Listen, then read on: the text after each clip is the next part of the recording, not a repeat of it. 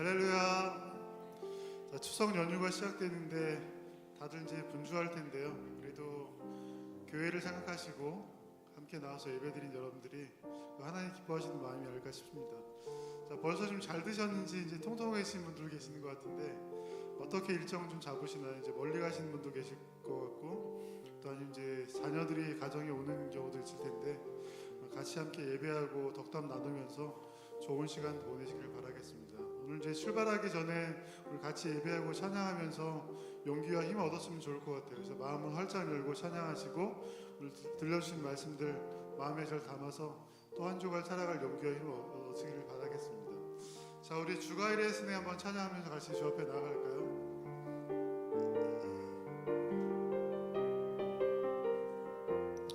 날이 저물어 갈 때 빈들에서 걸을 때 날이 저물어 갈 때 빈들에서 걸을 때 그때가 하나님의 때 내 힘으로 안 될 때 빈손으로 걸을 때 내가 고백해 여호와 이래 우리 모인 이곳에 주님 함께 계시네 누리네 아버지 은혜 적은 떡과 물고기 내 모든 걸 드릴 때 모두 고백해 여호와 이래 주가 일하시네 주가 일하시네 주가 일하시네 주께 아끼지 않는 자에게 주가 일하시네 주가 일하시네 신뢰하며 거는 자에게 날이 저물어 갈 때 빈들에서 걸을 때 그때가 하나님의 때 내 힘으로 안 될 때 빈손으로 걸을 때 내가 고백해 여호와 우리 모인 이래 이곳에 주님 함께 계시네 우리 모인 이곳에 주님 함께 계시네 누리네 아버지 은혜 적은 떡과 물고기 내 모든 걸 드릴 때 모두 고백해 여호와 이래 주가 일하시네 주가 일하시네 주가 일하시네 주께 아끼지 않는 자에게 주가 일하시네 주가 일하시네 신뢰하며 걷는 자에게 주가 일하시네 주가 일하시네 주께 아끼지 않는 자에게 주가 일하시네 주가 일하시네 신뢰하며 걷는 자에게 아멘. 우리 주께 가까이 고래 찬양할까요?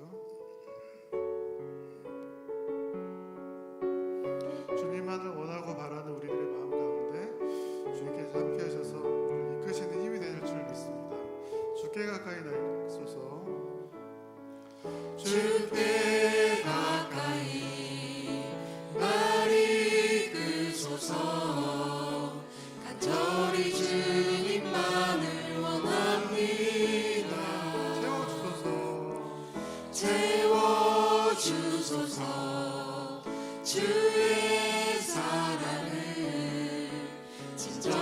찬양 드릴 수 한번더 있도록 주께 가까이 나를 이끄소서. 간절히 주님만을 원합니다.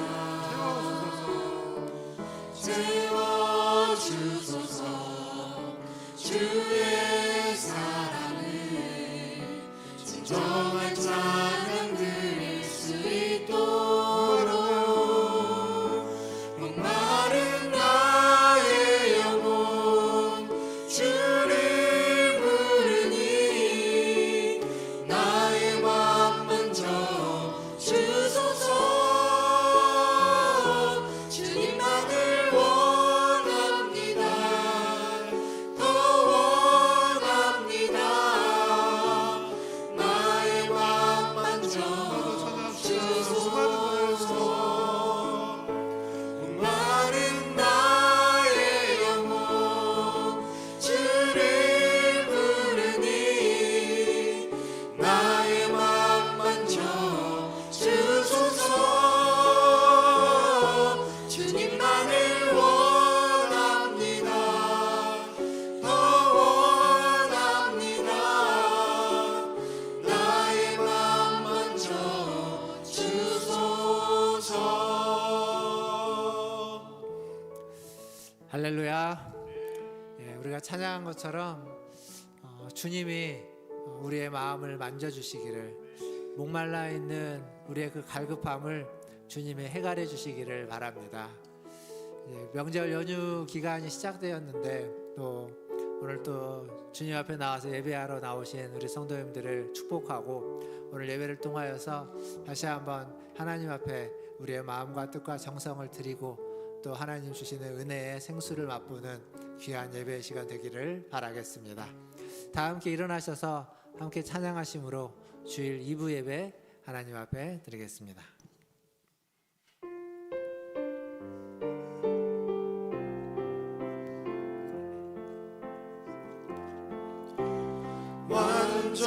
완전하신 나의 주 의의 길로 날 인도하소서.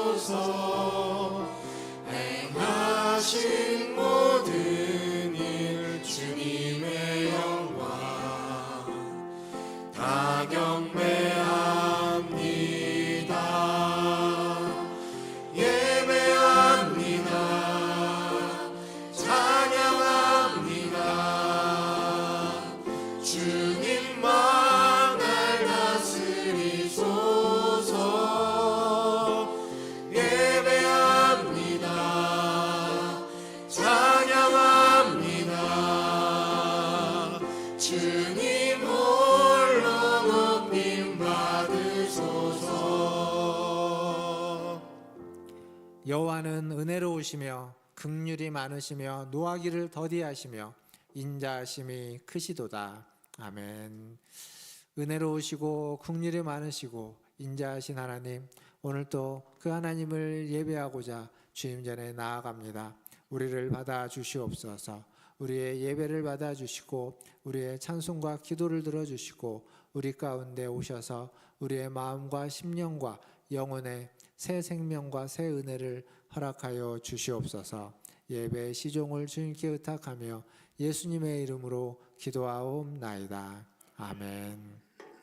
다 함께 성시교도 교독문 59번 시편 136편을 함께 교독하겠습니다. 여호와께 감사하라. 그는 선하시며 그 인자하심이 영원함이로다.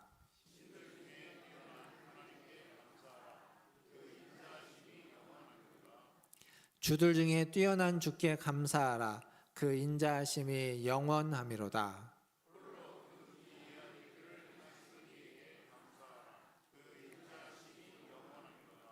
지혜로 하늘을 지으신 이에게 감사하라. 그 인자하심이 영원함이로다.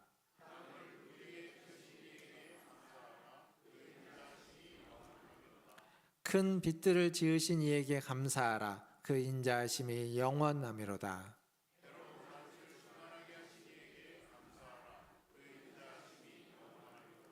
달과 별들로 밤을 주관하게 하신 이에게 감사하라. 그 인자하심이 영원함이로다.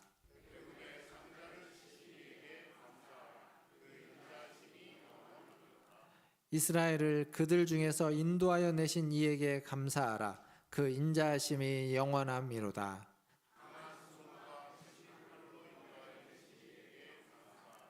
그 인자하심이 영원함이로다. 아멘. 다 함께 사도신경으로 신앙을 고백하겠습니다. 전능하사 천지를 만드신 하나님 아버지를 내가 믿사오며 그 외아들 우리 주 예수 그리스도를 믿사오니 이는 성령으로 잉태하사 동정녀 마리아에게 나시고 본디오 빌라도에게 고난을 받으사 십자가에 못 박혀 죽으시고 장사한 지 사흘 만에 죽은 자 가운데서 다시 살아나시며 하늘에 오르사 전능하신 하나님 우편에 앉아 계시다가 저리로서 산자와 죽은 자를 심판하러 오시리라. 성령을 믿사오며 거룩한 공회와 성도가 서로 교통하는 것과 죄를 사하여 주시는 것과 몸이 다시 사는 것과 영원히 사는 것을 믿사옵나이다. 아멘. 다 함께 앉으셔서 찬양하신 후에 김정한 장로님 나오셔서 기도해 주시겠습니다.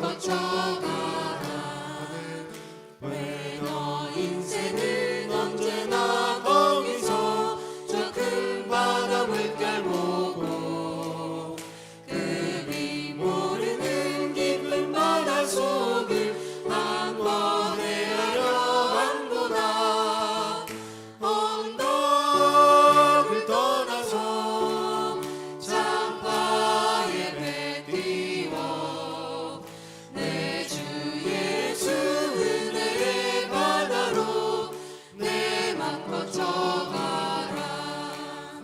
많은 사람이 얕은 물가에서 저 큰 바다 가려다가 잘싸거리는 작은 파도 보고 마음 약하여 못 가네. 언덕을 떠나서 장파에 배 띄워 내 주 예수 은혜의 바다로 내 맘 거쳐가라. 자 곧 가거라 이제 곧 가거라 저 큰 은혜 바다 향해. 자 곧 내 너를 저 깊은 데로 가라 망망한 바다로. 언덕을 떠나서 장파에 배 띄워 내 주 예수 은혜의 바다로 내 맘 거쳐가라. 아멘.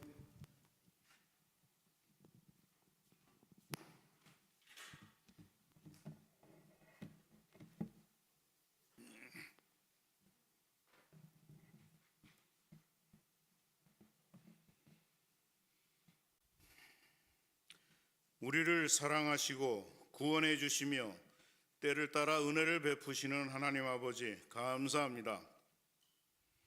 9월 셋째 주 추석 명절을 지내며 그동안 베푸신 은혜를 감사하며 주 앞에 나와 예배하게 하시니 더욱 감사합니다. 우리의 몸과 마음과 정성을 들이며 온전히 하나님께 집중하며 예배하게 하여 주시옵소서. 추석 명절을 지내며 우리의 가족들과 또 성령 안에서 한 가족된 우리 교회 지체들에 대해 생각해 봅니다.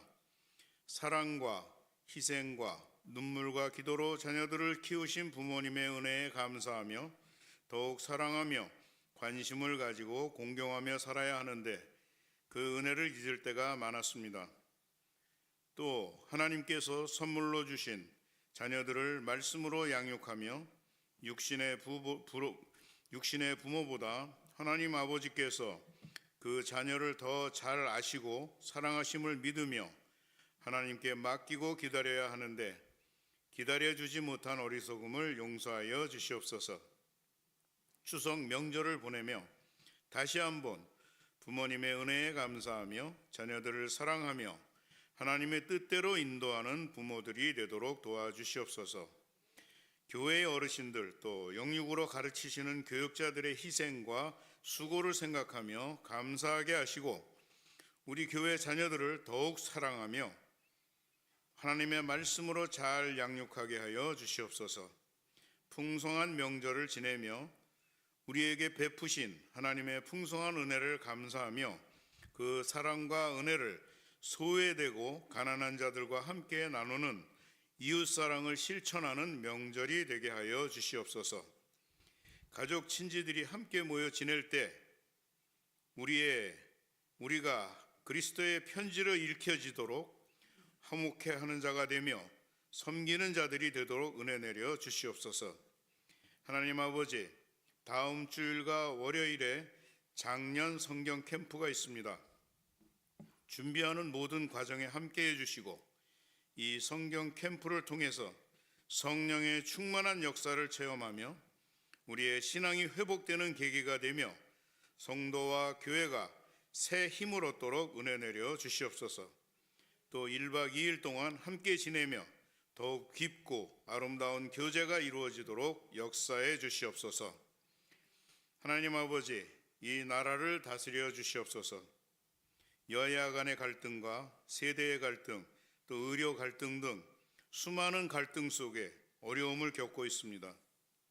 피차 자신들의 유익과 이익을 따지기보다 나라와 백성들의 평화와 행복을 위해 고민하며 갈등을 넘어 대화로 또 화합의 길로 나아가 슬기롭게 모든 문제들을 풀어나갈 수 있도록 지혜를 주시고 또 세계 곳곳에 전쟁과 재해와 기근으로 고통당하는 곳에 주님 찾아주셔서 속히 전쟁이 그치고 모든 어려움과 고통 속에서 벗어날 수 있도록 은혜 베풀어 주시옵소서.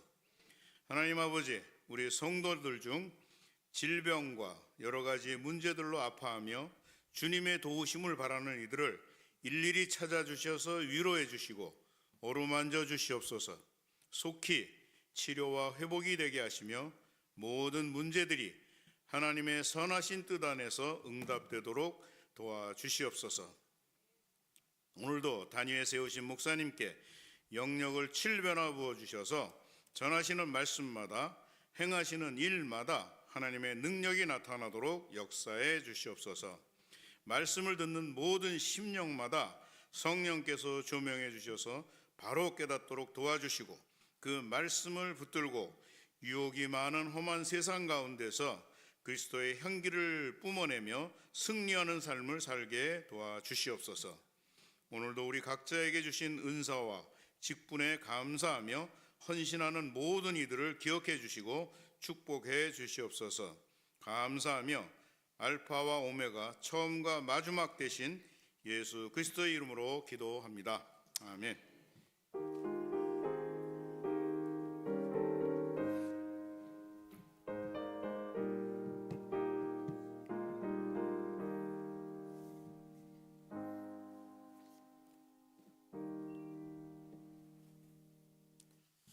교회 소식 전해드리겠습니다.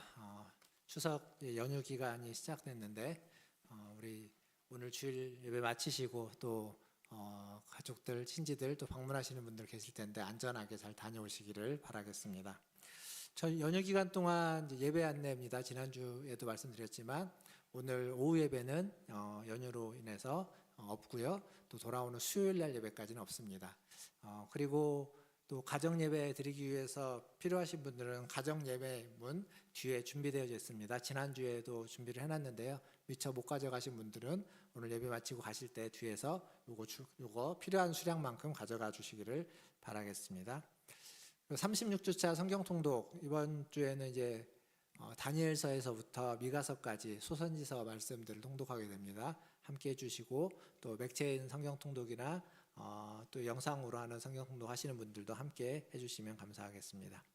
다음 주일에 기관 모임이 있습니다. 2부 예배 후에 기관 모임 잠시 갖도록 하겠고요. 그리고 이제 기관 모임 한 뒤에 저희가 성경 캠프가 다음 주에 진행이 되죠. 다음 주일날 주일 오후 시간에 출발을 해서 그리고 월요일 날 오전까지 이렇게 있습니다. 아마 출발 시간이 오후 1시 반 정도로 예정입니다. 기관 모임 하시고 또 간단하게 가시는 분들 좀 식사하고 이렇게 진행하겠습니다. 다음 주에는 그래서 오후 예배가 따로 없고요. 성경 캠프에 가서 이제 캠프 개회 예배로 오후 예배를 대신으로 하겠습니다. 캠프에 참여하시는 분들은 주보에 보시면 준비물이 있습니다. 성경책, 그다음에 여벌의 오흑도가 세면도구, 그리고 수건 이렇게 준비해서 와주시면 감사하겠습니다.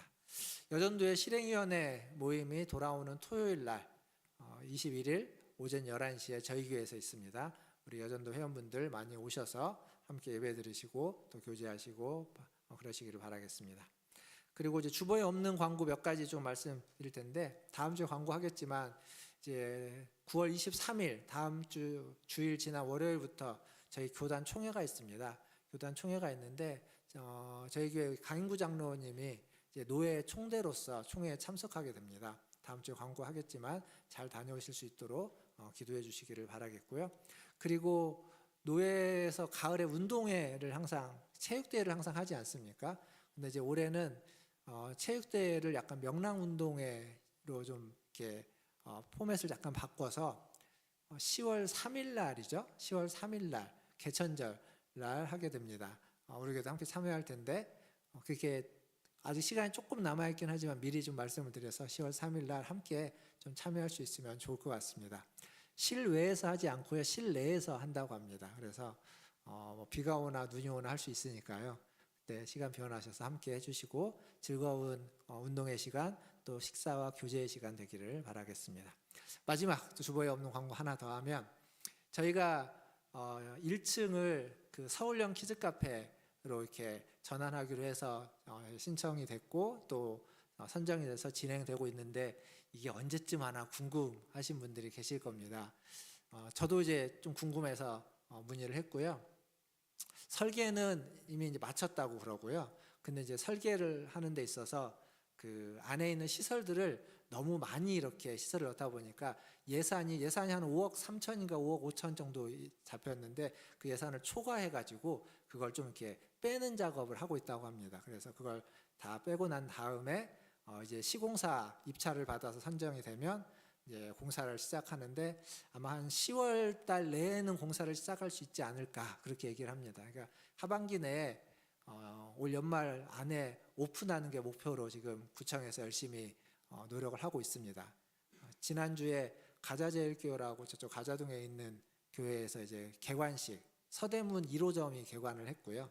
저도 갔다 왔는데 개관식을 했는데 이제 저희가 3호점입니다. 서대문의 3호점인데 2호, 3호가 준비되고 있으니까 잘 좀 기도해 주시고 또 진행되는 과정 또 뭔가 있으면 여러분들에게 또 안내를 해드리겠습니다. 궁금한 것들 있으면 언제든지 제게 연락 주셔서 물어주시면 여쭤주시면 제가 잘 성심껏 자세하게 설명해 드리도록 하겠습니다. 이상입니다. 이제 하나님 말씀 보겠습니다. 오늘 우리에게 주신 하나님 말씀은 잠언 1장 20절에서 33절까지 말씀입니다. 잠언 1장 20절에서 33절까지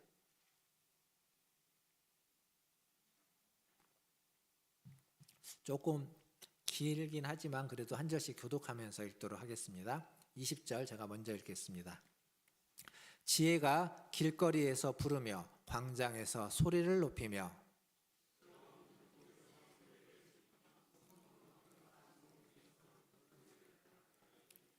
너희 어리석은 자들은 어리석음을 좋아하며 거만한 자들은 거만을 기뻐하며 미련한 자들은 지식을 미워하니 어느 때까지 하겠느냐.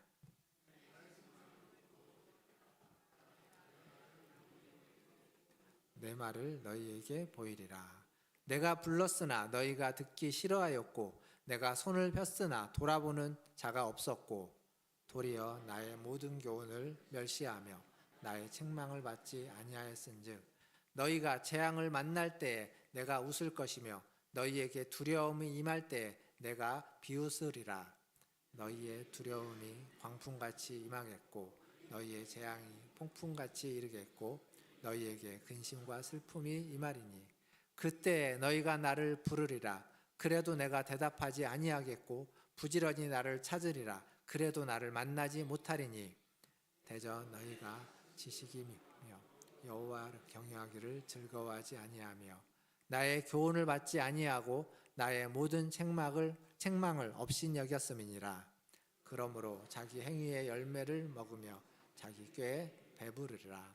어리석은 자의 퇴보는 자기를 죽이며 미련한 자의 한 일은 안일은 자기를 멸망시키려니와 오직 내 말을 듣는 자는 평안히 살며 재앙에 두려움이 없이 안전하리라. 아멘. 예, 우리 옆에 계신 분들 보시며 인사하겠습니다. 사랑합니다. 축복합니다. 사랑합니다. 축복합니다. 내일 모레가 이제 추석입니다. 추석 당일이죠. 며칠 전에 태민이가 갑자기 8월 15일이 언제냐고 물어보더라고요. 음력 8월 15일이. 그래가지고 음력 8월 15일이 추석이라고, 한가위 추석이라고. 왜 물어봤는지는 모르겠어요. 뜬금없이 물어봐서 대답을 해줬는데 이런 명절이 있지 않습니까? 가장 대표적으로 설, 추석, 우리나라에 이제 큰 명절이 있는데 이런 명절은 우리가 이제 일상을 살아가다 보면 굉장히 좀 단조로울 수 있는 일상에 활력을 주기도 하고 그리고 기쁨을 주기도 하는 것 같습니다. 더불어서 이제 개인적으로는 활력과 기쁨이 되지만 좀 사회적으로는 우리가 한 공동체라는, 한 민족이라는 걸 다시 한번 확인시켜주고 그런 것들을 다시 재확신시켜주는 그러한 기능도 하는 것 같습니다. 이게 우리나라의 무슨 명절만, 절기만 그런 것이 아니라 성경에 있는 절기들도 마찬가지입니다. 성경에도 여러 절기들이 나오는데 각각의 절기들마다 그들의 가지고 있는 어떤 일상에서의 단조로움을 해소하면서 활력을 불어넣어 주기도 하고 우리가 한 민족, 한 공동체라는 걸 확인시켜 주기도 하고 더불어서 성경에 있는 절기는 거기에 한 가지가 더 덧붙여지는데 그거 뭐냐면 하나님이 함께 하시고 하나님이 행하신 일을 잊지 말아라, 기억해라 라고 하는 기능이 덧붙여집니다. 어쩌면 성경의 절기는 그 마지막 세 번째가 더 중요한 기능인지도 모르겠습니다. 어쨌거나 우리의 선조들, 그리고 성경에 나오는 믿음의 조상들은 굉장히 절기를 통해서 지혜를 가지고 깨달음을 가지고 살아갔던 것 같습니다. 성경에 보면 오늘 우리가 잠언을 읽었는데요, 잠언과 전도서 그리고 욥기가 있는데, 이 잠언, 전도서, 욥기 세 권의 책을 일명 지혜서라고 부릅니다. 지혜서. 그 말은 뭐냐면 여기 안에 지혜가 담겨져 있다, 이런 얘기겠죠. 근데 실제로 보면 욥기는 약간 예외적인 면이 있지만 잠언과 전도서는 마치 격언집 같습니다. 격언집. 좋은 얘기들, 좋은 이야기들을 다 이렇게 모아놨습니다. 근데 보면 거기에 신앙적인 게 딱 두드러지진 않아요. 그러니까 신앙적인 걸 바탕에 깔고 있긴 하지만 그걸 신앙을 전제로 한 일종의 격언집이라고 할 수 있습니다.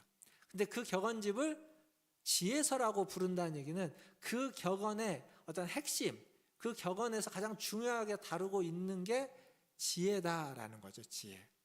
오늘은 이 지혜에 대해서 좀 같이 생각해 보려고 합니다. 지혜서에서, 잠언에서 말하는 지혜가 무엇인지, 그리고 그 지혜를 따르는 삶이 어떤 것인지, 오늘 설교 제목처럼 그 지혜를 넘어서는 것은 무엇인지를 좀 같이 생각해 보려고 하는데 잘 따라와 주시기를 바라겠습니다. 자, 오늘 말씀, 읽었던 말씀을 다시 한번 보고 20절과 21절을 한번, 두 절을 같이 한번 읽어보도록 하겠습니다. 잠언 1장 20절입니다. 지혜가 길거리에서 부르며 광장에서 소리를 높이며 시끄러운 길목에서 소리를 지르며 성문 어귀와 성중에서 그 소리를 바라며 이르되. 아멘. 자, 여기 보면 지혜가 길거리에서 부르고 광장에서 소리를 높인다라고 합니다. 지혜가 뭐죠? 우리가 생각하는 지혜는 어떤 이렇게 아주 현명한 것들입니다. 약간 추상적인 거예요. 근데 지금 성경은 지혜가 소리를 지르고 소리를 높인다, 외친다 라고 하면서 지혜를 마치 사람처럼 표현하고 있습니다. 이런 걸 의인화라고 합니다. 의인화. 그러니까 지혜라는 걸 사람으로서 상정해 놓고 사람이 행하는 것처럼 그대로 설명하고 묘사하고 있습니다. 근데 이게 그냥 여기 한 번만 하고 끝나는 게 아니라 잠언 내내 지혜를 그렇게 의인화시켜서 이야기해 줍니다. 그 말은 뭐냐면 지혜라는 걸 설명하고 말해주기 위해서 지혜를 하나의 사람으로서 그 사람과의 관계 속에서 설명해 주고 있는 거예요. 결국 뭘 얘기하냐면 지혜가 얼마나 중요한지를 의인화라는 기법을 통해서 우리에게 다시 설명해 주고 있습니다. 그러면 지혜가 뭔데 왜 그렇게 중요하다고 이야기하는 걸까? 지혜가 무엇이기에? 지혜는 결론부터 이야기하면 지혜는 삶의 근본, 삶의 본질에 대한 깨달음을 지혜라고 합니다. 그러니까 지혜가 없다는 것은 삶의 근본과 본질을 모른 채 살아간다라는 이야기이기도 합니다. 그러니까 잠언에서 계속 지혜를 깨달으라고 하면서 지혜에 대해서 얘기를 하는 건 우리가 살아가는 데 있어서 그 근본과 본질이 무엇인지를 알아야 하기 때문에 계속 그 얘기를 하고 있는 거예요. 사랑하는 성도 여러분, 지금 우리는 21세기를 살아가고 있습니다. 2024년을 살아가고 있죠. 2024년을 살아가는 우리가 더 지혜로울까요? 아니면 100년 전, 200년 전에 우리 선조들이 더 지혜로울까요? 이거 단언할 수 없습니다. 제가 이제 이사를 갔지 않습니까? 이사를 가면서 그 구입했던 가전제품 중에 하나가 뭐냐면 김치냉장고입니다. 저희 집에 있던 김치냉장고가 이제 뚜껑형인데 이게 한 20년 가까이 됐는데, 그래서 사가지고 있다가 그걸 가지고 미국을 갔습니다. 미국에서 잘 쓰다가 그걸 가지고 다시 또 한국으로 왔습니다. 그래서 광주에서 쓰다가 서울로 가지고 와서 왔습니다. 이게 이제 중간에 김치냉장고 얼어가지고 이거 바꿔야 되나 했는데 AS 부르니까 안에 있는 그 뒤에 쇠판을 뜯어가지고 컴프레서를 완전히 통째로 갈아주더라고요. 그래가지고 그동안 또 썼습니다. 근데 이제 또 한 몇 달 전부터, 올 초부터 또 얼어가지고 이제 드디어 바꿀 때가 됐다라고 하면서 이제 이번에 바꿨습니다. 바꾸면서 보니까 김치냉장고에 이제 기능들이 많이 있는데 그 기능 중에 뭐가 있냐면 제가 써왔습니다. 김치냉장고에 많은 기물 중에 이게 있습니다. 한겨울 땅속 김치독 해가지고 땅속 냉각 기능 이런 게 있더라고요. 물론 이제 발효과학 기능 이런 것도 옛날부터 있었죠. 근데 제가 어렸을 때 살았던 집에 마당이 조그마한 게 있었는데 그 마당에 저희 할머니가 땅을 파가지고요, 거기다가 장독을 넣어놓고 거기다가 장도 담그고 김치도 해놨던 기억이 있습니다. 그러니까 간장, 고추장 그렇게 해놓고. 근데 그게 저희 할머니가 무슨 새로 만들어낸 기술일까요? 아니겠죠. 옛날부터 어른들이 그렇게 해왔습니다. 그러니까 이게 100년 전, 200년 전에 그렇게 해가지고 보관해서 썼던 거예요. 그 지혜를 우리는 그걸 김치냉장고를 만들면서 그걸 기술을 가지고 지식을 가지고 기술로 구현해냈을 뿐이지 그 지혜는 이미 선조 때부터 있었던 지혜입니다. 그러니까 우리가 더 개발한 게 아니에요. 우리가 더 지혜롭다고 이야기할 수 없습니다. 제가 예를 든 것이지만 이 외에도 수많은 것들이 과연 21세기를 살아가고 있는 우리가 100년 전, 200년 전, 500년 전, 1000년 전 사람들보다 더 지혜로운가? 지식은 훨씬 더 많고 기술은 훨씬 더 좋아졌을지 모르겠으나 더 지혜롭다고는 단언할 수 없습니다. 절대 단언할 수 없습니다. 그러니까 지혜로운 사람은 과연 어떤 사람이냐? 지혜로운 사람은 아까 말했죠. 삶의 근본을 아는 사람, 일의 근본을 알고 본질을 아는 사람입니다. 내가 어떤 일을 할 때, 내가 정치라는 일을 하면 그 정치의 본질이 뭔지 아는 사람. 요즘 한참 그 의료 문제 때문에 시끄럽죠. 의사로서 일을 할 때 의사로서 가지고 있는 본질이 뭔지, 근본이 뭔지를 아는 사람. 아이들을 가르치는 선생님은 그 교육자로서의 본질이 무엇인지를 아는 사람. 목사는 목회의 본질이 뭔지 아는 사람. 그게 근본을 아는 사람입니다. 근데요, 살아가면서 사실 근본, 본질을 잘 몰라도 기술만 있으면 살아갈 수 있습니다. 일의 기술, 일의 노하우, 우리는 그것을 찾는 데 훨씬 더 열심인 것 같습니다. 그리고 그것만 찾으면 살아가는데 사실 별로 문제가 크게 일어나지 않습니다. 그러다 보니까 기술자를 찾고 그 기술을 습득하려고 하지 그 일의 근본과 본질을 알려고 하는 노력은 하지 않습니다. 그래서 기술은 늘어나요. 지식은 많아지고 기술은 늘어나는데 지혜는 점점 감퇴되고 있는지도 모르겠습니다. 아까 제가 말했던 모든 것, 정치, 의료, 교육, 법을 다루는 사람, 사업을 하는 사람 다 마찬가지입니다. 목회자도 기술자가 많지 목회의 본질을 추구하는 사람이 과연 얼마나 되는가, 이런 반성을 하게 됩니다. 왜 그러면 기술만을 찾을까요? 그것만 있어도 사는데 지장이 없으니까. 얼마든지 살아갈 수 있고 충분히 잘 살 수 있으니까. 거칠게 말하면 기술만 있으면 사는데 필요한 먹고 사는 거 다 살 수 있고 심지어는 명예도 얻고 존경도 얻을 수 있습니다. 기술이면 충분합니다. 굳이 본질을 알고 근본을 알아야 될 필요가 세상에는 없습니다. 근데 여러분, 우리는 어떨까? 우리도 그렇습니다. 자녀들을 키울 때, 여러분이 자녀들을 키울 때, 그리고 지금 자녀를 키우고 있는, 저도 마찬가지지만 애들에게 공부를 하라고 하고 뭐라고 이렇게 어떻게 지도를 하는데 과연 지혜로운 아이, 지혜로운 자녀가 되도록 내가 지도를 하고 있는가? 제안을 하고 안내를 하고 있는가? 아니면 그냥 좋은 기술, 좋은 어떤 지식을 쌓게 하고 있는가? 생각해 보면 후자 같습니다. 공부 열심히 해서 좋은 대학 가가지고 좋은 직장 잡고 잘 살게 하고 안전된 삶을 살게 하는 건 기술이면 충분합니다. 그렇게 지혜까지 필요하지 않는 생활입니다. 그게 나쁘다는 얘기는 아닙니다. 그게 어쩌면 지금 이 시대를 살아갈 때 팍팍하고 강팍하고 이런 시대를 살아갈 때는 그렇게 살아가는 것도 이런 시대를 살아가는 지혜일 수 있습니다. 근데 그런 삶이 과연 지혜로운 삶이냐라고 할 때는 지혜로운 삶이라고 이야기하기에는 뭔가 그 본질과 근본 자체가 없는 그냥 약간은 피상적인 삶을 살아가고 있는 것 같습니다. 그러니까 잠언이나 전도서에는 인간의 삶에 대한 얘기가 굉장히 많이 나옵니다.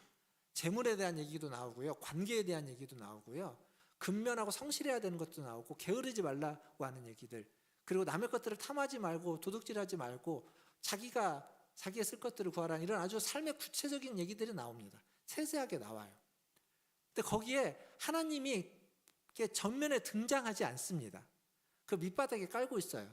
그럼에도 불구하고 잠언과 전도서에 있는 얘기를 크게 카테고리를 묶어서 딱 해보면 두 개로 양분되는데, 하나는 뭐냐면 하나님을 알고 하나님을 믿고 그리고 하나님의 말씀과 규례를 따라서 살아가는 삶의 양태, 그리고 반대로 그렇지 않은, 하나님을 없이, 하나님을 믿지 않고 따르지 않고 그 말씀을 따르지 않고 하나님 없는 자처럼 살아가는 삶의 모습, 이렇게 두 개로 딱 양분될 수 있습니다.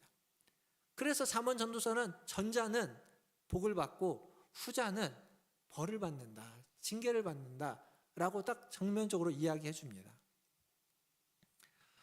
그러니까 이렇게 사는 삶은, 하나님을 알고 믿고 그 말씀과 규례를 따르는 삶을 지혜로운 삶이다라고 이야기하고, 그렇지 않은 삶을, 벌을 받을 수밖에 없는 그런 삶을 어리석은 삶이다, 그렇게 이야기해 줍니다.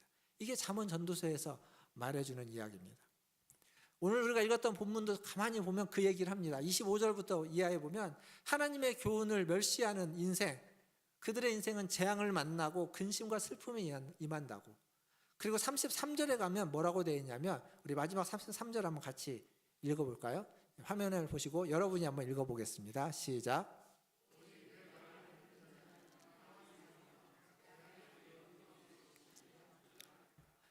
내 말을 듣는 자, 하나님의 말씀을 듣는 자는 평안하고 말씀을 듣지 않는 자에게는 재앙이 임한다는 거예요.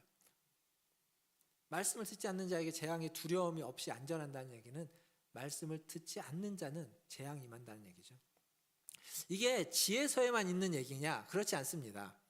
성경 전체적으로 있는 얘기인데, 특별히 이제 모세오경에도 신명기에 가보면 이런 비슷한 말씀이 있습니다. 신명기 4장 6절에 가보면 이 지혜의 전통을 이렇게 표현합니다. 신명기 4장 6절도 같이 보겠습니다. 시작. 너희는 지켜 행하라. 이것이 여러 민족 앞에서 너희의 지혜요 너희의 지식이라. 그들이 이 모든 규례를 듣고 이르기를 이 큰 나라 사람은 과연 지혜와 지식이 있는 백성이로다 하리라. 아멘. 말씀을 듣고 그것을 지켜 행하는 것을 지혜다라고 얘기합니다. 여기 이제 지혜와 지식을 같이 이렇게 비슷하게 쓰고 있긴 하는데, 한마디로 말해서 하나님을 믿고 하나님의 말씀을 따라, 명령대로 따라 순종하면 생존이 보장되고 복을 받고 지혜로운 삶, 삶의 근본, 본질이 무엇인지를 알게 된다는 거죠. 뭡니까? 하나님을 아는 것인 거죠. 근데 이 복을 난다는 것, 복을 받고 살아간다는 것을 우리가 보통 기복이라고 합니다. 기복이라는 단어가 이제 복을 구하는 거죠. 복을 비는 행위, 하나님께 복을 비는 것, 그걸 기복이라고 합니다. 근데 이 기복이 기복주의로 종종 오해되기도 합니다. 기복주의는 문제가 있는 거지만 하나님께 복을 비는 행위는 사실은 문제가 있는 행위가 아닙니다. 그건 신앙으로서 당연하고 응당하는 행위입니다. 문제는 그것이 우리의 신앙의 목표가 되고 근본이 되는 게 문제입니다. 복을 비는 행위는요, 신앙의 근본은 아니에요. 하나님이 근본이고 하나님이 본질이지, 그 하나님을 아는 것이 근본이고 본질이지, 복을 비는 건 그 하나님을 알아가고 경험하는 하나의 수단과 도구인데, 그것이 본질이 되고 그것이 근본이 되면, 그러면 이제 왜곡이 생겨나는 겁니다. 그것을 위해서 주술적인 행위를 마다하지 않습니다. 그러니까 주술적인 행위라는 건 여러 가지가 있어요. 뭐 주문을 외우는 것 같은 것도 그런 것이고요. 또 하나는 뭐냐면, 내가 하나님 앞에 헌금을 내고 헌신을 하는데, 그것을 헌금 내고 헌신을 하는 것을 뭘 목적으로 하냐면, 갑절에 어떤 그 이상의 더 많은 것들을 얻기 위한 하나의 투자 같은 거죠. 그러니까 신앙생활이 천국에 가기 위한, 천국 가는 게 우리의 신앙생활의 한 면인 건 분명하지만, 우리 신앙생활이 천국 가기 위한 마치 보험으로서 신앙생활하는 이러한 행위들은 기복주의로 왜곡되는 모습들 중에 하나라는 겁니다. 성경은 분명히 하나님이 복의 근원이라고 이야기합니다. 그 복의 근원인 하나님께 복을 구하는 것을 성경은 지지해 주고 있습니다. 예수님도 그렇습니다. 마태복음 7장에 가면 예수님이 뭐라고 이야기하냐면, 아들이 떡을 달라 하면 누가 돌을 주고 생선을 달라 하면 뱀을 주겠느냐. 한번 읽어볼까요? 마태복음 7장 9절부터 11절까지 말씀입니다. 같이 한번 읽어보겠습니다. 시작. 너희 중에 누가 아들이 떡을 달라 하는데 돌을 주며 생선을 달라 하는데 뱀을 줄 사람이 있겠느냐? 너희가 악한 자라도 좋은 것으로 자식에게 줄 줄 알거든. 하물며 하늘에 계신 너희 아버지께서 구하는 자에게 좋은 것으로 주시지 않겠느냐? 아멘. 예, 하나님이 떡을 달라고 하고 생선을 달라고 하면 좋은 것으로 주지 돌을 주고 뱀을 주지 않는다는 겁니다. 악한 부모도 그런데 하늘에 계신 하나님이 그러겠느냐? 그러니까 하나님께 복을 구하라라는 얘기입니다. 이게 우리가 가지고 있는 신앙의 한 면이고 신앙에 가지고 있는 사람들의 신앙적인 모습입니다. 근데 신앙이 없는 사람들은 어떨까요? 신앙이 없는 사람들에게는 지금까지 제가 했던 이 얘기가 별로 그렇게 와닿지도 않고 그게 그냥 뭐 그래, 나하고는 상관없는 얘기처럼 들릴 겁니다. 근데 이 같은 얘기를 제가 신앙이 없는 사람들 버전으로 좀 바꿔서 이야기하면 이런 겁니다. 사람은요, 누구나 다 죽습니다. 안 죽는 사람 손 들어보세요. 누구나 다 죽습니다. 그걸 모르는 사람은 세상에 없습니다. 근데 우리가 살아가면서 누구나 다 죽는다는 걸 아는데 그 아는 걸 그 마음의 태도로 가지고서 살아가는 사람은 별로 없습니다. 무슨 얘기냐면 누구나 다 죽는다는 얘기는 지금 내가 살아가고 있는 이 삶은 임시적이라는 거예요. 영원하지 않다는 겁니다. 어떤 사람은 조금 길게 임시적으로 살아갈 수 있고 어떤 사람은 좀 짧게 임시적으로 살아갑니다. 짧은 게 며칠, 몇 달, 몇 년일 수 있고 긴 게 몇십 년일 수 있겠지만 그러나 누구나 다 임시로 살아간다는 겁니다. 즉 내가 내 마음대로 내 삶을 늘렸다 줄였다 할 수 없다라는 거예요. 결국 내 삶은 내 마음대로 내가 주장할 수 있는 삶이 아니라는 거예요. 그러면 누군가로부터 부여받은 선물 같은 삶이라는 겁니다. 이건 신앙이 있는 사람이나 없는 사람이나 다 얘기하고 다 아는 겁니다. 여러분 안 믿는 사람들이 썼던 그냥 소설부터 또 에세이부터 그들의 고민이 담겨져 있는 수필들 보면 이런 얘기 다 합니다. 우리가 살아가고 있는 삶은 선물이라고. 그 선물은 우리가 선물을 받으면 선물을 준 자에게 고마워하죠. 선물을 준 자가 누군지는 잘 모르겠지만 누군가인지는 모르나 그러나 내 삶을 살아갈 때 항상 고마운 마음으로 감사하는 마음으로 겸손한 마음으로 겸허하게 살아가는 것. 이건 하나님을 안 믿는 자나 믿는 자나 모두에게 마땅한 삶에 대한 태도입니다. 누구나 다 죽기 때문에 누구나 다 죽는다는 그 진리 앞에서 우리가 가져야 되는 마땅한 태도입니다. 근데 우리가 아는 건 거기에 하나 더 있는 거죠. 그걸 누가 줬느냐? 누가 선물로 줬느냐? 하나님이 선물로 줬다라는 겁니다. 근데 이것들을 모르는 사람이 아무도 없어요. 믿는 사람은 하나님까지 아는 거고 모르는 사람은 믿지 않는 사람은 하나님은 모르나 이 내용은 다 알아요. 근데 이상한 게 하나 있습니다. 뭐냐면 이 다 아는 내용을 모르는 사람처럼 살아가는 사람이 대부분이라는 거예요. 마치 우리의 삶이 영원할 것처럼 마치 내가 내 삶을 마음대로 할 수 있는 것처럼 늘렸다 줄였다 할 수 있고 주장할 수 있는 것처럼 그리고 내 삶은 내 것인 양 살아가는 사람이 훨씬 더 많다는 겁니다. 지혜가 없는 거예요. 그게 지혜가 없는 거예요. 지혜가 있다면 내가 알고 있는 것을 진짜 믿고 그대로 살아가는 거죠. 겸손하게 감사하면서 내가 마음대로 할 수 없는 것이기에 선물로 받아들이면서. 근데 지혜가 없어요. 지혜만 없을 뿐만 아니라 우리에게는 욕심, 탐욕이라는 게 더 크기 때문입니다. 비만이 있어서 다이어트를 해야 되는 사람에게는 다이어트를 함에 있어서 반드시 필요한 게 두 가지가 있겠죠. 운동을 해야 되고 그리고 먹는 양을 어느 정도 조절을 해야 됩니다. 뭐 마음껏 먹으면서 운동 안 하면서 이것만 먹으면 살 빠진다. 그런 건 존재하지 않습니다. 그러니까 두 가지 다 해야 돼요. 근데 이게 문제는 운동도 어렵고 이 먹는 걸 줄이는 것도 참 어려운데 의지가 필요하겠죠. 근데 이제 식탐이 있는 사람은 먹는 걸 줄이는 게 더 어렵습니다. 줄여야 되는 게 맞다는 걸 알아요. 그리고 노력을 하지만 그 노력을요, 이 식탐이 욕심이 먹고 싶은 마음이 이겨버리는 경우들이 허다합니다. 그래서 살을 못 빼는 경우가 많잖아요. 여러분 다 해보셨잖아요. 우리 다 해봤습니다. 그게 안 돼요, 잘. 아는데 몰라서가 아닙니다. 몰라서 못하는 게 아니라 다 알지만, 그러나 우리 안에 있는 그 탐욕 같은, 탐심 같은, 그 욕심 같은 게 우리가 알고 있는 걸 이겨버리는 거예요. 그것보다 더 강해요. 그래서 안 되는 겁니다. 기독교의 어떤 교리 중에 인간론이라고 하는 교리가 있습니다. 인간론이라는 교리는 크게 딱 두 가지를 이야기합니다. 하나는 뭐냐면, 인간은 하나님의 형상으로 지음받았다는 거예요. 우리는 다 하나님의 형상으로 지음받았습니다. 믿는 자든 믿지 않는 자든 마찬가지입니다. 그런데 또 하나의 교리가 있어요. 인간론의 또 하나, 두 번째 교리는 뭐냐면, 우리는 하나님의 형상으로 지음받았지만 우리는 하나님 앞에서 범죄한 죄인이라는 겁니다. 그 죄가, 그 죄의 영향력, 그 죄로 말미암아서 하나님의 형상으로 지음받았던 그 형상이 다 깨져버렸다는 거예요. 망가져버렸다는 겁니다. 그 죄가 형상을 없이 할 수는 없습니다. 형상으로 지음받은 걸 무효로 돌릴 수도 없고 형상을 제거할 수는 없어요. 그러나 형상을 부셔버리긴 한 겁니다. 형상이 있지만 그게 깨어지고 부서진 상태로 우리 안에 있는 거예요. 그래서 우리는 그 죄의 영향력 아래에서 계속 살아가게 되는 겁니다. 죄의 세력 속에서 살아가는 거예요. 그래서 이 세상 속에, 이 사회 속에 수많은 지혜들이 있습니다. 수많은 지혜들이 있지만 그 지혜가 온전치 못하기에 그 죄의 영향력 아래에서 깨어지고 망가져서 그 지혜가 지혜답지 못하게 되는 경우가 많은 거예요.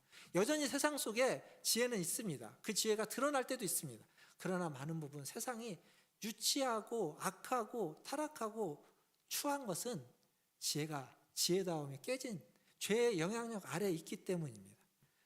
그리고 뿐만 아니라 지혜가 있지만 그 지혜로 해결 안 되는 문제들이 세상 속에 계속 생겨나고 있습니다. 지혜로 해결이 안 돼요. 아무리 지혜가 있어도 해결 못하는 문제들이 있습니다. 특별히 죄의 문제, 지혜로 해결 안 됩니다. 그래서 성경은요, 구원에 대한 이야기를 할 때 지혜로 구원을 받는다고 이야기하지 않습니다. 들어보신 적 있습니까? 지혜가 우리를 구원한다? 아닙니다. 지식으로, 하나님을 아는 지식으로 구원받지 않습니다. 무엇으로 구원받죠? 믿음으로 구원받습니다. 성경은 믿음으로 구원받는다고 이야기하지 지혜로, 지식으로 구원받는다고 이야기하지 않습니다. 결국 우리가 가지고 있는 지혜가 있어야, 우리는 지혜가 필요합니다. 지혜를 알아야 되고 지혜를 깨달아야 됩니다. 깨우쳐야 됩니다. 근데 그걸로 충분하지 않고 그 지혜 너머에 있는, 지혜를 넘어서서 믿음에까지 우리는 도달할 때 구원에 이를 뿐만 아니라 하나님이 원하시는 지혜의 본질에 도달할 수 있습니다. 근데 그 믿음으로, 믿음의 지점까지 도달할 때 거기에서 우리가 경험하는 건 뭐냐면 하나님과의 만남입니다. 자, 아까 이야기했죠. 지혜서가 전도서, 잠언, 전도서, 욥기라고 했습니다. 자, 욥기에 가면 욥이라는 사람이 나오죠. 욥이라는 사람이 아주 경건하고 지혜로운 사람으로 등장합니다. 지혜롭고 경건하고 아주 모범적인 사람. 그래서 하나님의 복을 받은 사람. 자녀가 아들이 7명에 딸이 3명, 10명의 자녀가 있고 아주 풍성한 가축이 있습니다. 넘치는 가축. 가축이 얼마나 있냐면 양이 7,000마리에 낙타가 3,000마리, 소가 500결이. 500결이라는 말은요, 한 결이가 한 쌍을 이야기합니다. 결이라는 말이 쌍이니까 500결이면 500쌍, 1,000마리라는 얘기입니다. 소가 1,000마리. 지금도 어마어마한 부자죠. 거기에 암나귀가 500마리. 여기에 수많은 종들이 있습니다. 이게 경건하고 지혜로운 욥에게 주어진 복입니다. 그런데 이 복이 하루아침에 다 사라져 버립니다. 건물이 무너져가지고 10명의 자녀가 그냥 다 비명행사를 해버리고 그 수많은 가축대가 도적이 그것들을 다 빼앗아가 버리고 거기에서 끝나는 게 아니죠. 자기의 몸에 그 악성 종기, 피부병이 걸려가지고 막 몸을 박박 긁는 데까지, 그냥 추할 때 그지없는 모습까지 떨어지는 겁니다. 오죽했으면 욥의 아내가 하나님을 저주하고 죽으라고 했겠습니까? 볼 수 없었던 그 남편을, 자식 죽고 가축 잃어버리고 가진 자산 다 사라진 것도 죽을 지경인데 거기에다가 피부병 걸려가지고 박박 긁고 있는 그 모습을 참아 볼 수 없으니까 차라리 사는 것보다 죽는 게 낫다라는 게 그 아내의, 어쩌면 아내의 사랑의 표현이었을지도 모릅니다. 근데 거기에 욥의 친구들이 등장하죠. 욥의 친구들이 등장하잖아요. 친구들이 와가지고, 친구들이 욥을 혼내키려고 왔을까요? 정죄하려고 왔을까요? 아닙니다. 위로하러 왔습니다. 근데 위로하러 와서 봤는데 눈앞에 펼쳐진 욥의 모습이 너무 심한 거예요. 너무 끔찍한 겁니다. 그러니까 이건 그냥 위로로 끝날 일이 아니구나. 이건 분명히 욥이 무엇인가 잘못했기에 하나님의 저주를 받아서 하나님의 징계를 받은 거다. 빨리 여기서 벗어나려면 회개해야 된다. 그러니까 욥에게 회개하라고 하는 겁니다. 그들을 알아요. 하나님 어떤 분인지 알고 하나님 앞에서 어떻게 살아야 되는지 압니다. 근데 지금 그렇지 못한 욥의 모습, 그 결과를 보니까 이건 욥이 하나님 앞에서 잘못 살았다는 거예요. 뭘 잘못 살았는지는 모르겠지만 잘못 살았기 때문에 당연히 이렇게 되는 거니까 여기서 벗어나는 길은 빨리 회개하는 길밖에 없다. 그게 사는 길이다. 그러니까 회개하라고 하는 겁니다. 근데 욥은 그게 수용이 안 되는 거예요. 자기는 잘못한 게 없거든요. 잘못한 게 없는데 잘못하지 않았는데 잘못하다고 이야기하라고 하니까 복창 터지는 거죠. 근데 여러분 그거 아십니까? 나중에 욥이 회개합니까? 안 합니까? 회개합니다. 욥이 회개해요. 제가 이제 좀 이따 읽을 때 거기에 내가 회개하나이다 욥이 그렇게 얘기하는 말씀이 있는데 읽을 건데, 그러면 차라리 그때 친구들이 회개하라고 할 때 그때 처음부터 회개했으면 좋았지 않았을까요? 아닙니다. 근데 그 얘기가 아니에요. 욥이 언제 회개하냐면 욥기 뒤에 하나님이 욥 앞에 나타납니다. 그래서 욥이 하나님을 만나요. 욥이 하나님을 만나고 나니까 자기가 아니라고 버티면서 괜찮다고 해왔던 그 얘기들 다 거두어 드릴 수밖에 없습니다. 자, 말씀 한번 보겠습니다. 욥기 42장이에요. 그 친구들과 논쟁의 끝에 하나님이 등장하는데 42장 5절과 6절, 그 등장하신 하나님을 만나고 욥이 이렇게 고백합니다. 42장 5절과 6절을 같이 읽어보겠습니다. 시작. 내가 죽게 대하여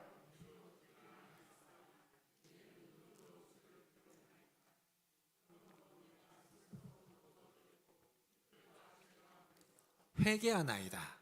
참 회개하잖아요. 앞에서 욥이 하나님 몰랐던 게 아니에요. 근데 내가 예전에는 하나님을 귀로만 들었는데 이제 내 눈으로 하나님을 봅니다. 직접 본다는 거예요. 그렇게 보고 나니, 그렇게 하나님을 딱 만나고 나니까 내가 했던 말들, 그게 좀 강한 표현, 일부 때는 안 썼는데 강한 표현은 쓰레기 같은 거예요. 내가 했던 말들이. 그러니까 그걸 다 6절에 뭐라고 합니까? 다 거두어 드린다고요. 내가 했던 말 다 주워 담는 거예요. 주워 담고 할 수 있는 건 티끌과 재 가운데에서 회개의 말밖에는 할 말이 없다는 겁니다. 진작하면 좋았을 걸. 아닙니다. 여기서 중요한 건 하나님을 대면하고 나니까 내가 했던 말들이 다 무가치하다는 거, 다 거두어 드려야만 한다. 하나님 앞에서, 그 하나님 앞에서 내가 할 수 있는 말은 회개밖에 없다는 것을 절실히 깨닫는 겁니다. 하나님이요, 욥이 왜 재앙을 당했는지, 왜 그런 고난을 당했는지 설명하지 않습니다. 욥도 그 이유를 물어보지 않아요. 찾지 않아요. 왜냐하면 그게 다 아무것도 아닌 거예요. 하나님을 만난다는 건 그겁니다. 사실 제가 오늘 지혜에 대해서 앞에서 얘기했지만, 지혜라는 것, 세상의 삶의 어떤 근본과 본질이라는 것, 그것조차도 하나님을 만나면, 하나님을 대면해 보면, 그 앞에 서면 그게 별것 아닌 거예요. 아무것도 아니라는 걸 알게 되는 거죠. 그러니까 세상에서의 어려움과 그런 어떤 힘든 것들이 별것 아니라는 걸 하나님을 만난 자는 알게 되는 겁니다. 하나님의 영광 앞에서 우리의 지혜, 우리의 논리, 우리의 생각들, 우리의 말과 행동들, 판단들이 아무것도 아니라는 거예요. 그걸 다 넘어서 버리는 겁니다. 우리의 논리와 우리의 지혜와 우리의 지식을 넘어서게 되는 겁니다. 사랑하는 성도 여러분, 하나님을 만난다는 것, 하나님을 경험한다는 건 그런 겁니다. 우리의 지식, 우리의 논리, 우리의 지혜를 뛰어넘는 일입니다. 우리에겐 그게 필요합니다. 그 지혜를 뛰어넘었을 때, 그때 우리는 어머니 품 안에 안겨있는 아이처럼 쉼을 누릴 수 있고 절대적인 믿음과 신뢰함을 갖게 되는 거죠. 그 복음서에 보면 예수님을 대적하는 종교 지도자들이 나옵니다. 바리새인, 사두개인, 서기관들, 대표적으로 이렇게 나오죠. 이들은요 굉장히 지혜로운 사람입니다. 그 시대에 말씀을 가르치고 말씀대로 살아가고 그 말씀을 실천하기 위해서 애쓰는 그 시대에 존경받는 가장 지혜로운 사람들입니다. 근데 그들의 지혜는 어디에 뿌리를 두고 있냐면 율법에 뿌리를 두고 있습니다. 근데 이 율법이요, 지혜를 줄 수도 있지만 그 지혜를 딱 가두어 버립니다. 그래서 자기들이 가지고 있는 것만 지혜입니다. 그러다 보니까 거기에서 벗어나는, 메시아가 왔는데, 지혜인, 참 지혜이신 메시아가 왔는데, 참 믿음을 주는 그분이 왔는데 그 믿음을, 그 지혜를 볼 수 있는 눈이 사라진 거예요. 그들이 지혜롭지 않은 게 아닙니다. 우리보다 훨씬 더 지혜롭고 세상의 모든 지혜를 가지고 있는 그들이지만 그 지혜를 넘어서지 못하고, 그들이 가지고 있는 지혜를 넘어서서 하나님을 보고 믿음을 가져야 되는데 그걸 넘어서지 못하니까, 그 지혜에 갇혀버리니까 하나님을 보지 못하는 겁니다. 하나님을 만나지 못한 겁니다. 우리도 그럴 수 있습니다. 아무리 지혜로워도 그 지혜를 넘어서서 하나님을 만나야 되는데, 그래야만 믿음이라는 것들을 가지고서 살아가게 되는데, 그걸 넘어서지 못하면 우리도 우리가 가지고 있는 지혜에 갇혀서 살아가게 되는 겁니다. 절대적이지 않습니다. 우리가 가지고 있는 지혜는 절대적일 수 없습니다. 그러니까 구원은요, 사람이 만들어내는, 사람의 지혜로 만들어내는 게 아니에요. 만들어낼 수 없습니다. 아무리 지혜로워도, 아무리 뛰어난 철학자도, 아무리 뛰어난 목회자도 구원을 만들어낼 수 있는 거 아닙니다. 구원은 지혜가 아니라 하나님이 주시는 것이고, 하나님을 믿는 믿음에서 오기 때문에 지혜를 뛰어넘어서 하나님을 만나고 그 만남을 통해서 믿음을 갖게 돼야 됩니다. 말씀을 맺겠습니다. 욥이 하나님을 만났을 때, 그 하나님의 창조의 신비를 알게 된 뒤에 친구들과의 그 품었던 그 세 명의 친구들과 9번의 그 갈등의 대화, 그게요 다 아무것도 아니었습니다. 그냥 그 갈등에서 그냥 단숨에 벗어나는 거예요. 하나님 앞에 섰을 때, 그 하나님 만났을 때 우리는 모든 갈등, 모든 문제로부터 벗어나게 됩니다. 마찬가지입니다. 욥이 그랬던 것처럼 우리도 마찬가지입니다. 우리가 하나님의 피조물이라고 하는, 하나님의 자녀라고 하는, 하나님의 백성이라고 하는 사실을 깨달을 때, 그리고 그걸 진정으로 받아들이게 될 때, 그때 우리가 가지고 있는 우리의 지식과 지혜와 논리와 또 어떤 갈등과 문제들, 옳고 그름을 가려야 하던 어떤 시시비비에 대한 것들, 그게요 다 아무것도 아닌 게 됩니다. 그거 굳이 안 가려도 되는 지점은, 우리가 가지고 있는 이 세상에서의 지혜와 지식으로는 가리고 싶어하고 가리는 게 정당해 보이는데, 그리고 그게 나의 억울함을 풀어주는 것 같은데, 근데 하나님을 만나면 그게 아무것도 아닙니다. 안 가려도 돼요. 저 사람이 옳고 내가 그러도 상관없습니다. 내가 그러다고 하면 그냥 그러다고 받아들이고 그러면 되는 겁니다. 잘못했다고 하면 잘못했다고 인정하면 되는 겁니다. 나쁜 놈이라고 하면 나 나쁜 사람이라고 받아들이면 됩니다. 죄송하다고 하면 돼요. 그게 아무것도 아니에요. 근데 하나님을 알지 못하면 그게 용납되지 않아요. 내가 뭔 잘못을 했는데, 내가 뭘 그렇게 나쁜 짓을 했다고, 내가 열심히 살아온 죄밖에 없는데, 열심히 하려고 한 죄밖에 없는데. 사랑하는 성도 여러분, 지혜가 우리를 하나님께로 인도하지 않습니다. 지혜 너머의 믿음이 우리를 하나님께로 인도합니다. 아니, 어쩌면 하나님을 만나야 그 믿음을 얻을 수 있습니다. 그래서 하나님을 만나는 것, 그것만이 우리가 가져야 되는 신앙의 최종적인 목표이고 목적이고 마지막 우리가 추구해야만 하는 겁니다. 하나님을 만나는 것, 하나님을 경험하는 것. 우리도, 우리의 자녀들도, 우리의 어르신들도, 그리고 우리의 뒤에 나오는 다음 세대도 마찬가지입니다. 사실 어찌 보면 이 세상을 지혜만 가지고, 세상을 지혜롭게 사는 것만으로도 잘 사는 거라고 할 수 있습니다. 그러나 그렇게만 살아서는 믿음을 가질 수가 없습니다. 하나님을 만날 수 없습니다. 하나님의 나라에 갈 수가 없습니다. 하나님의 나라에 가려면 세상에서 지혜롭게만 사는 것이 아니라 하나님을 만나고, 하나님을 만남으로 하나님이 주시는 믿음을 가지고 그 믿음의 지혜를 가지고 살아갈 때 세상에서도 지혜롭고 믿음으로 살아가고, 그래서 하나님의 나라에까지 갈 수 있게 되는 겁니다. 지금 우리가 살고 있는 그 자리에서 한 걸음 더 나아가야 되는 겁니다. 지혜를 넘어서서 한 걸음 더 믿음으로 나아가는 사랑하는 성도 여러분, 지혜를 넘어서서 믿음의 자리로 한 걸음 더 내딛는 그러한 용기 있는 발걸음을 내딛으시기를 주님의 이름으로 축원드립니다. 그리고 여러분의 그 발걸음을 통해서 이제 추석 때 여러 사람들 만나고 친척도 만나고 오랜만에 친구들을 만나면 그들에게 여러분이 살아왔던 지혜를 이야기하고 지혜를 나누기도 하지만 지혜를 넘어서서 내딛었던 그 한 걸음, 믿음의 한 걸음에 대해서 이야기하고 나누고, 그래서 믿지 않는 친구들이 있다면, 친척들이 있다면, 또 믿음의 식구들이 있다면 그들에게 그 지혜에 넘어서서 있는 그 한 걸음에 대한 은혜를 함께 나누는 그런 풍성한 그러한 연휴 기간, 추석 명절이 되면 더 얼마나 좋겠습니까?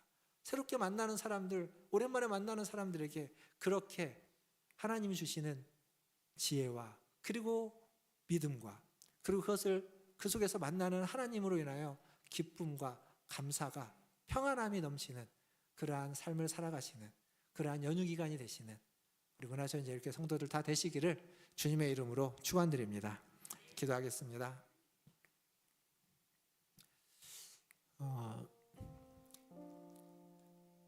우리에게 지혜가 필요합니다. 삶의 근본을 알아야 되는 지혜가 필요합니다. 물론 살아가면서 기술이 있어야 되죠. 기술도 실력도 지식도 다 있어야 되지만 그것만으로 충분하지 않고요. 지혜가 필요합니다. 주님께 지혜를 달라고 구하십시오. 근데 성경은 뭐라고 말하냐면 참 지혜는 여호와를 경외하는 것이 지혜의 근본이라고 하고 있습니다. 다른 말로 바꾸면 하나님을 만나서 믿음을 가질 때, 하나님을 만나서 믿음이 생겼을 때 그때 우리는 참 지혜의 근본을 얻게 된다라는 겁니다. 우리 시간 기도할 때 하나님, 여호와를 경외하는 것이 지혜의 근본이라고 하셨습니다. 하나님을 만나서 하나님을 경외해서 믿음을 갖게 하여 주시옵소서. 그리고 지혜를 갖게 하여 주시옵소서. 그 지혜로 그 믿음으로 살아가게 하여 주시옵소서. 같이 기도하겠습니다.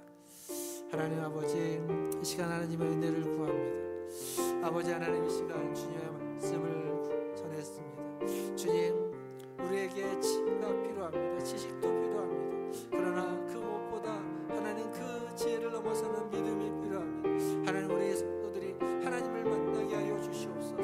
하나님을 경험하게 하여 주시옵소서. 하나님을 만나고 하나님을 경험해서 하나님 믿음을 갖게 하여 주시옵소서. 그 믿음으로 하나님 살아가게 하여 주시옵소서. 그 믿음으로 그 믿음이 흩어지지 않게 하여 주시고, 하나님 그 믿음이 견고해지게 하시고, 하나님 그 믿음이 하나님 우리 인생에 깊이 뿌리를 내리게 하여 주셔서 하나님 그 믿음에서 오는 그 주님을 경외하면서 오는 지혜를 가지고 하나님 이 세상의 지혜를 뛰어넘어 살아갈 수 있는, 하나님 이 세상의 지혜를 가지고 하늘의 지혜로 살아갈 수 있는 인생들 되게 하여 주옵소서. 하나님, 우리는 약합니다. 실수하고 넘어지고 쓰러지고 어리석은 판단과 결정을 해서 아버지 하나님으로 또 뒤로 갈 때가 있습니다. 그러나 주님, 다시 주님을 만나게 하여 주시고, 아니 주님이 찾아와 만나 주시고, 그래서 아버지 하나님 뒤로 갔던 우리를 다시 끌고 주시고 하나님 앞으로 인도하시고 이끌어 주셔서 하나님 앞에 나아가게 하여 주옵소서.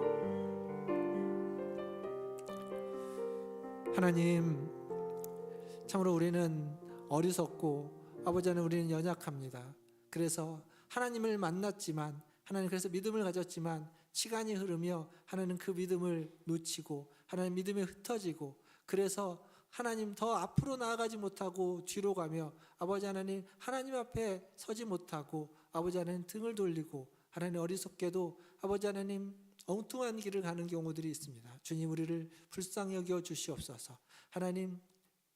하나님을 만나기 위하여 하나님 앞에 나아가고자 애쓰게 하여 주시고, 그 하나님을 만나고 그 하나님이 찾아와 주셔서 만나 주시기를 또한 원합니다. 그래서 믿음을 갖게 하시고 그 믿음으로 하나님 이 세상을 살아갈 수 있는 지혜를 얻고, 지혜로 세상의 지혜가 아닌 하늘의 지혜로 살아갈 수 있는 그러한 은혜를 우리 모든 성도들에게 허락하여 주시옵소서. 감사하며 예수님의 이름으로 기도하옵나이다. 아멘. 이 시간 찬송가 400장 찬양하시면서 준비하신 예물 하나님께 드리겠습니다.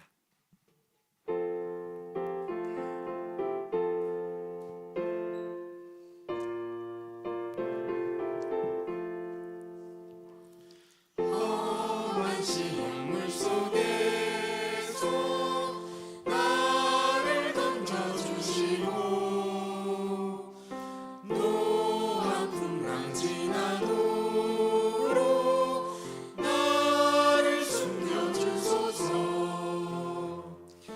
주여 나를 돌보시사 고이 품어주시고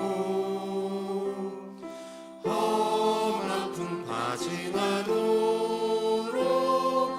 나를 숨겨주소서. 권세 능력 무한하사 모든 시험 이기고 풍랑까지 다스리는 주님 앞에 비오니 주여 나를 돌보시사 고이 품어주시고 험한 풍파 지나도록 나를 다 함께 일어나셔서 숨겨주소서. 3절 찬양합니다. 죄악 길에 빠진 이몸 캄캄한 내 헤매며 부르짖는 나의 원 들으소서 내 주여. 주여 나를 돌보시사 고이 품어주시고 험한 풍파 지나도록 나를 숨겨주소서.